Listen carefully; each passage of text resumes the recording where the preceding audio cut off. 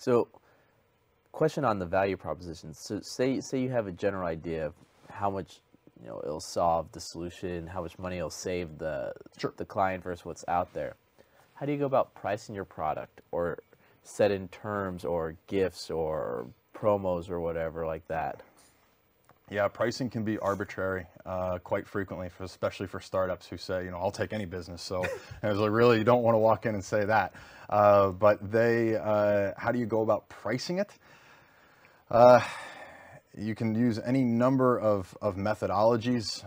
If I'm in a sales role, if I'm in a sales... Or how much leeway should you give your salesperson to determine the price in a meeting? Well, I would give me 100% leeway. But I would give them, I would play it by ear on how comfortable your salesperson is talking about that. I often talk quite frequently about price in sales meetings because I don't want it to be a hiccup later on. So quite early in the sales process, I'll try to ask a question of, what's the value of, what is the value of a product like this to you? Or one of the questions I'll ask is define success.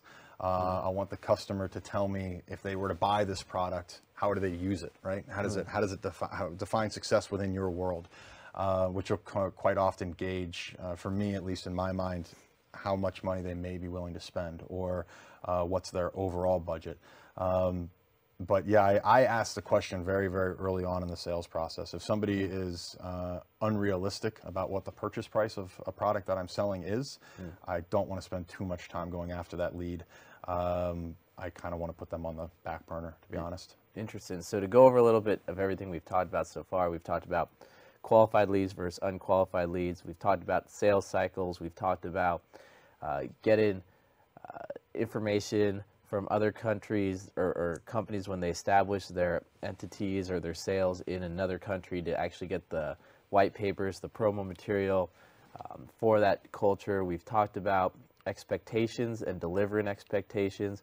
We've talked about if the startup team actually has sales experience versus not having sales experience, the communication between the marketing and salesperson. We've talked about a bunch of things. What else do you wish